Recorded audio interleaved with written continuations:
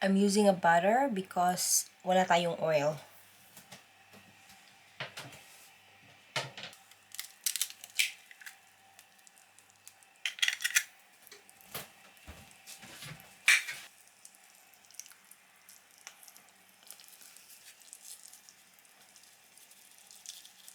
Salt. Hintay-hintay na muna tayong maluto yung egg, guys. And, yeah. It's just gonna take few minutes more, tapos maluto na siya. And then, as you all know, kadarating ko lang from Pinas. And, 1 month kami nagstay doon. And I have to say, it feels like sobrang bilis lang talaga ng panahon. Now, I am back in Denmark. It feels like everything was just a dream. Like, nangyari ba talaga yun? Ganon. Yeah, but anyway, I am happy to experience both, you know, both Denmark and Philippines kasi it's completely two different country. May iba-ibang kultura, ganyan. So ano lang, parang sobrang interesting niya. Sa Pilipinas, yung magbe-breakfast ka, may iba na din na ano lang, bread lang yung breakfast nila. But then, mostly, yung breakfast talaga sa Pinas is rice, tapos with egg, or kahit anong i-partner mo, it could be with rice, egg, and then hot dog, rice, egg, fried, dried fish, mga ganon. So, medyo mabigat talaga yung breakfast sa Pinas, and understandable naman kasi yung work din sa Pinas, sobrang hard work. Post, nagsisweat ka din ng sobra kasi nga mainit doon. Kaya I think that's why people are eating heavier breakfast. While dito naman sa Denmark, yung breakfast nila is super light lang.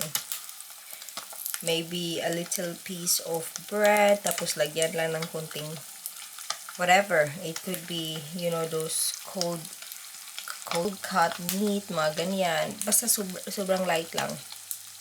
I think nag-a-adjust yung breakfast kung saan country at anong weather yung nandun ka.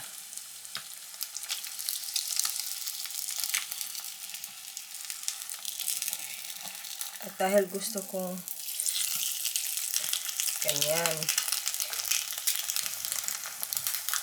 niluluto ko rin yung front, guys, kasi gusto ko yung parang crispy.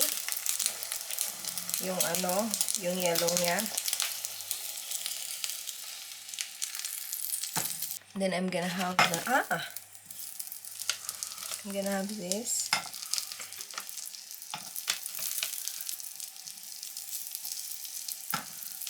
Magiging maingay na siya kasi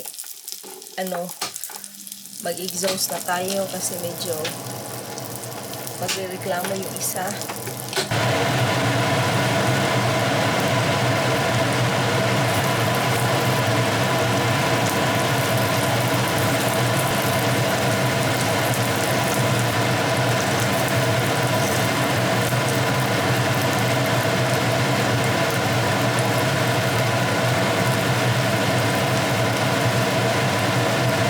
So, this is my breakfast, guys. My rice, my egg. Pepper yan, yung medyo maitim-itim dyan. Tapos, may, dried fish. Ang problema lang, kasi nga, it's too early in the morning. We've just got home yesterday, so hindi pa talaga kami nakapag-grocery. Wala kaming suka. Nakakat na sana ako ng onions, guys, kaso walang suka. But, yeah, that's the way it is. It's okay. And then, I got a warm water here. Move na muna natin yan. And then, I got a Milo straight from Pinas. Normally, coffee talaga yung parang gusto ko. But then, wala din akong kape dito. Yun nga yung nakalimutan kong bilhin, guys. Nakakainis. Pero may Milo ako, I think 12 pieces of this. Bigay ng mama ko. Wala, nilagay lang niya sa bag ko. Anyway, ang tagal ko nang hindi nakainom ng Milo. Ito yung pambansang inumin namin when I was in elementary. So,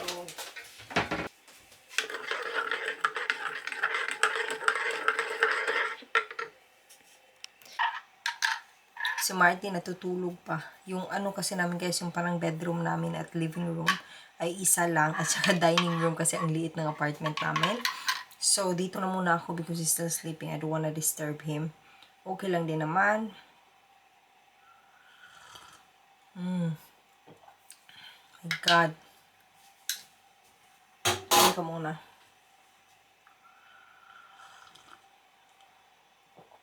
Ang buhok ko may parang sariling mundo. Okay lang. Hindi nyo makita yung akong kinakain. No, pakita ko. Now you can see. Wala lang tayong ano guys. Wala tayong suka.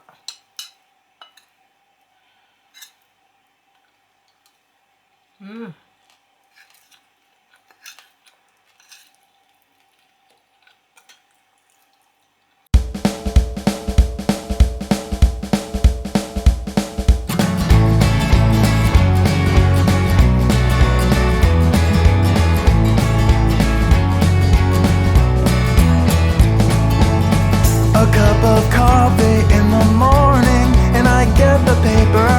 I check the headlines and decide that I am bored. I check my email and I decide to answer later. Another cup of coffee and I drag myself to work. My life is grounded in a firm routine of coffee, sleep, and work. I am not boring, I just stick to what I know.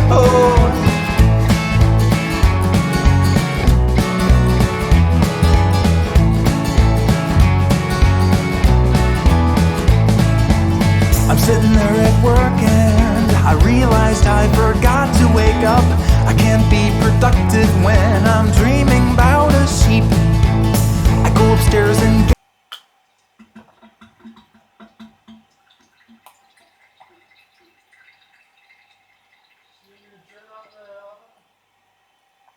Yeah. My God, katatapos ko lang kumain guys. May 3 natirang dried fish. But I'll keep that para later ko na siya kainan today. But then Martin just woke up. I heard him. He said, i-turn on ko daw yung oven. Kainan na naman ba?